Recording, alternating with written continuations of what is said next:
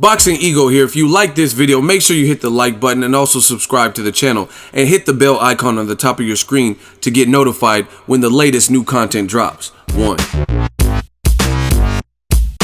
MGM Grand in Las Vegas.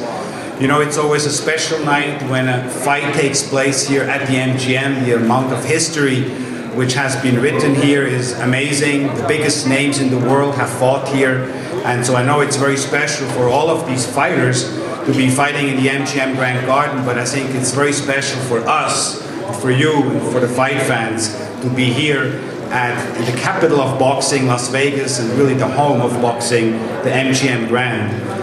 This is boxing, and usually when I promote a boxing match, there's always, in one way or the other, there's some sort of negativity attached. Somebody has to say something negative. But that's not the case here. I mean, there's true excitement in the air. This is truly top to bottom one of the best cards I remember. These are evenly matched fights between great challengers and great champions and former champions, and I know they're going to put it all on the line. On a personal note, I'm very happy to be back here in Las Vegas. I was fortunate to promote so many great events right here from the MGM Grand in Las Vegas. I really consider it my home away from home. It's always very special. It's a great hotel, but it's as well a great State Athletic Commission. As I said so many times, I really believe that the Nevada State Athletic Commission is the gold standard when it comes to athletic commissions. It's always a pleasure to work with the executive director and with the entire team here from the Nevada State Athletic Commission. Richard Schaefer, and welcome him back to the fight capital of the world with Ringstar Promotions. Having his first fight back here, it's a pleasure. Of course, Tom Brown from TGB, and the former world champion, now turned promoter, Barry Mcguigan. With Barry. Yes. Very nice to have him, and I'd like to thank all three guys for bringing this fight to the fight capital of the world. And as you know, this couldn't happen without Richard Sturm and the MGM, because they put on events that are second to none, and it's certainly a pleasure and privilege to work with them as well. We're fortunate to have Showtime broadcasting this event. They always do a great job when they come to Vegas, and one of the things that I particularly respect about them is that they're very open-minded and objective during the broadcasting of their events. Don't kid yourself, all commissions listen to how the fights are broadcasted and whether there's any prejudice or bias stated, because we like to keep an open mind when we're doing our job. So we appreciate that, Stephen.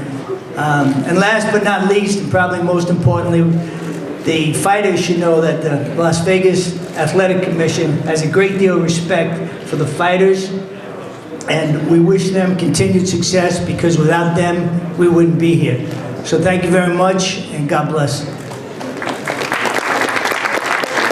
Thank you, Bob, and I want to give a big thank you as well to my good friend and one of the most loyal friends I ever had, Al Haymon. I want to thank him and his entire team at Haymon Boxing, the Watsons and Sylvia and Brad and all of them, for what they do for the sport of boxing and how they really genuinely care for their athletes. Thank you. Yes. And I want to give a big thank you to my friend Steven Espinoza, the president of Showtime Sports, because without him, these cards would simply not be possible. I think the commitment, yes, a big thank you. The commitment he has shown a couple of weeks ago with a great card from New York, and now this one here, and you look what's ahead of us here with Showtime, with the Showtime boxing calendar. It really is a great time to be a boxing fan, and it is a fantastic time to be a Showtime subscriber. Thank you very much, and now let's give a big hand to my good friend Steven Espinoza. Thank you, Richard. I'd like to also join those welcoming Richard back to the sport. The sport needed him, the sport missed him, and Vegas has missed him as well. Over the last 4 years, Showtime has televised more boxing events from the MGM Grand than any other network. It was, in fact, it became our second home. Unfortunately, none of those were in 2016. So Richard, I'm sorry, my apologies. We're glad to be back, and I promise you it will not be long before we're back many, many times. Before I talk about the Showtime telecast, a quick word about Showtime Extreme. Hopefully, as all of you know, Showtime Extreme is our televised preliminary fights. It's an initiative that we started in February 2012, and we've had 38 telecasts to date. On those telecasts, which other than Showtime Extreme would normally be non-televised fights, there have been 14 future world champions that have appeared on Showtime Extreme. That includes Deontay Wilder, both of the Charlo brothers, Daniel Jacobs, Sean Porter, and one fighter on this card, Dejan Zlaticanin, got his start on Showtime Extreme as well. Lee Selby and Johnny Barros will be the second world title fight on Extreme. We're thrilled to be presenting a fight of that caliber on Extreme. That'll be at 8 p.m. Eastern and Pacific. Then a couple of quick words about our Showtime telecast. Dejan, who we all know started on Extreme, is one of the most avoided fighters in the lower weight classes. And that's not exaggeration, that's simply a fact. And he's avoided by other champions even. But Mikey Garcia is not one who goes with the norm. In fact, Zlaticanin is the 8th consecutive opponent for Mikey who has held or fought for a world title. So that's even with a 2.5-year layoff. So I think it's no exaggeration to say that this is a very special fight, and we're lucky to have it on the card. In our main event, for my money, Frampton Santa Cruz was the fight of the year in 2016, and by wide consensus, Carl Frampton was the fighter of the year in 2016.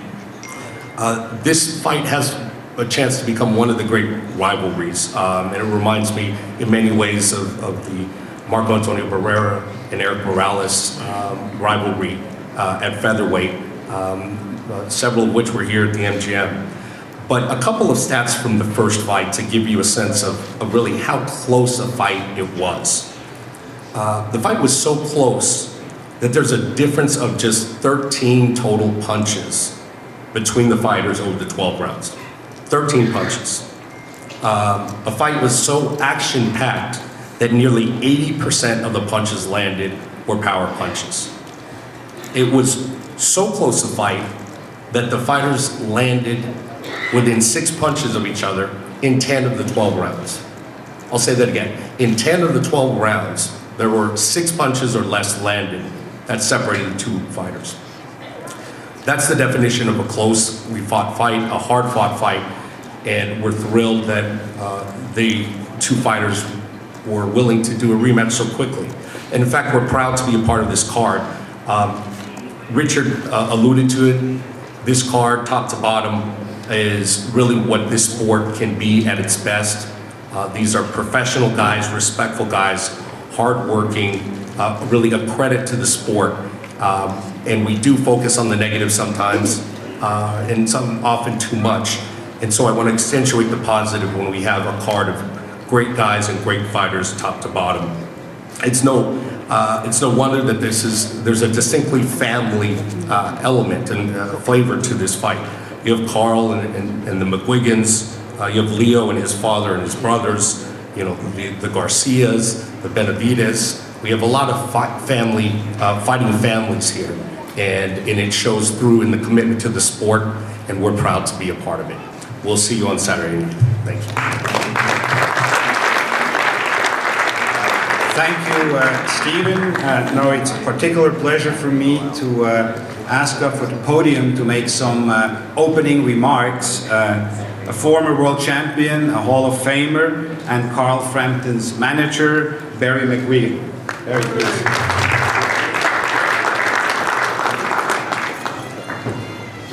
Good afternoon, ladies and gentlemen. Delighted that you're all here. Very excited about this great night. Thank you, Richard Schaefer, for the introduction. Brilliant card. I have a number of people to thank before I get off. So I'd like to first of all thank Richard Stern at the NGM. First time we've met him, he's treated us magnificently, and the hotel rooms up in the loft are pretty special. I have to thank you for that. Bob Bennett from the Nevada State Athletic Commission, great guy, straight down the line. I wouldn't like to piss him off, I can tell you, he's a tough guy.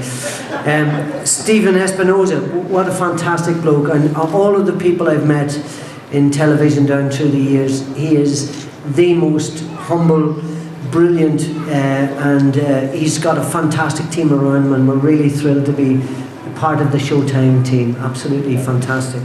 Al Haymon, we don't see much of him, but he is one of the nicest guys in the business. He cares about the fighters.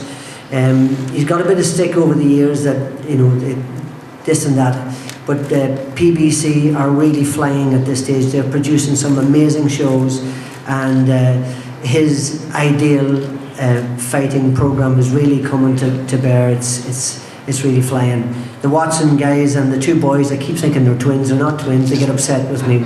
One says he's much younger than the other, but I don't want to guess which one it is. Thank you very much for that. Richard Schaefer, brilliant guy. Delighted to be involved with him. Tom Brown, he's not here today because I spoke to him earlier, but he's got some of his representatives with him.